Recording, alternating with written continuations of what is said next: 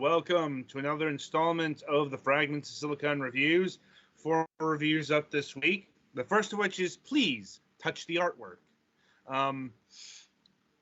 Right, so Please Touch the Artwork is a curious game, and one of those things is because it's a lot more of a game than I was expecting, because this is a cozy puzzle game with a strong emphasis on narrative as well.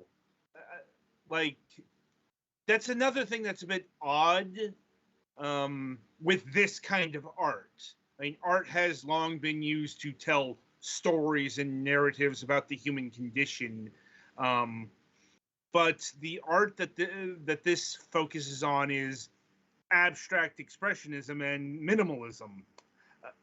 Modern art movements, which were much more detached from narrative structure.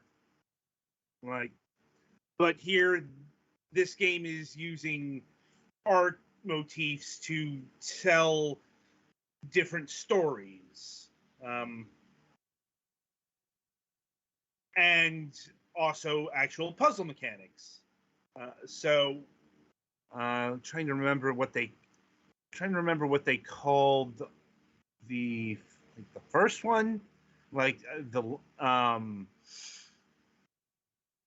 it's the lines and squares one, which operates in a fashion similar to. I don't know if anyone else here has encountered Color Zen. But it's sort of like that, but it also incorporates the adding of lines. Like the first run of puzzles is you've got to put the proper, you got to match up the squares in by matching up the lines, and you can it's like jut out horizontally, vertically, and eventually you get the cross pattern. And then things step up with the addition of color, and the mechanic here is actually pretty inventive, because when you add color to an area, it doesn't actually add color to that area. It adds out to the other areas. If you want to add yellow to a square, it'll actually add out to the other rectangles or whatever. Yeah, that one actually looks like it's kind of like Lights Out puzzles, except with paint. It's something similar to that. And the conceptualization is similar in that you've got to match. Once again, you've got to match the paintings. And this gets more layers of complexity as colors are added. First I believe it's yellow, then blue, then red. They give you the primary colors, the primary artistic colors at that. Strangely enough, they don't go to the next level in combining the colors to get secondary colors. No, instead they add black to the mix. Well, the art style that this is based on is always very... I know. It's actual keeping in line with minimalism. Mm-hmm. It's like, I'm just saying that you'd expect logically for them to go secondary colors, but they don't. They go for black and white. And eventually the line addition mechanic comes back into the mix as well. Definitely the most involved and complicated of the 3 art styles on display here. But not the only one. The second is called Boogie Woogie, and that has everything to do to the fact that the squares are named Boogie and Woogie. This is, oddly enough, the character-driven artistic section, because the story here, and there's an actual story to this one. It's not like the first one, which is once again much more abstract. It's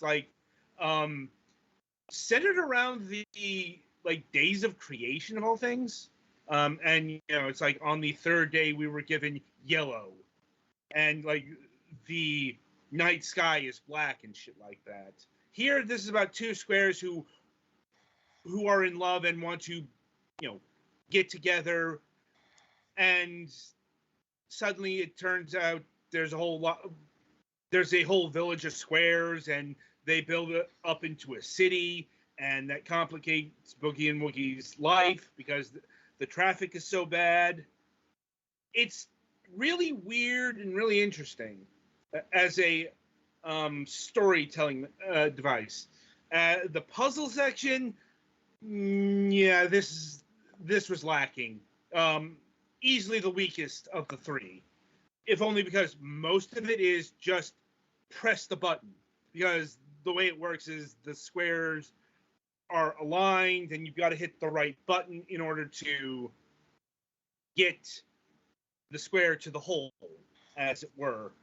And it's just a matter of picking out the button most of the time. There are boards where it does get complicated by, you've got to make sure you hit this button before this button. But by and large, it feels more interactive experience than actual puzzle game a large chunk of the time. Or it's just, you can't, and like there are additional complications added, like there are white squares that'll turn you a certain direction, red squares that'll turn you another direction, blue squares that'll bounce you back, but you don't really have to keep track of those until very late in the puzzle set. So, and finally we've got what they call New York, which is this grid structure. It's basically Maze Craze, which is like one of the oldest Atari 2600 games ever created. Only with more automation, as in you don't actually guide your square or line through the maze. You hit a direction and it'll go in that direction. And your goal here is to get all of the little squares so that the next path will open to the next stage. And sometimes they get funky with it, like the fucking fisheye lens levels that I hated, because fucking fisheye lens. And this is also set to a tone poem about the city. Once again, this is definitely the middle, both in terms of artistic expression and puzzle game. Let's see. And it's all very solid stuff. The problem I had with this game, or at least this version, the Steam version, is it's very obvious that this is a mobile port. Thankfully, the transposition is such that you don't experience a lot of problems that usually means, but a lazy port is still a lazy port, and oh boy, I can tell you a lazy mobile port when I get things like a ludicrously huge UI menu system, or the fact that I have to slide things around with a mouse. The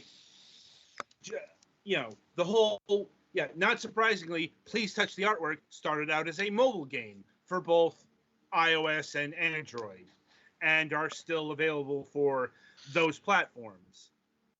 And I'll be honest, that's probably the version I'd recommend going for a couple of reasons. Because the structure of the game is also like a mobile, your typical mobile games, like very short individual chapters that you pull out your phone, let's say, and play a puzzle or two, and then go about your business. That's the thing. Like, I found this game to be fine in short bursts, but like after about a half an hour, definitely a sense of tedium was setting in. And it's also pricing. The Steam version clocks in at $9.99. The mobile versions, both Android and iOS, clock in at about half that, $4.99. Like, yeah, another one of those. Oh, hey, the mobile tax. Yeah, I've seen this quite a few times when we get a mobile game ported to Steam.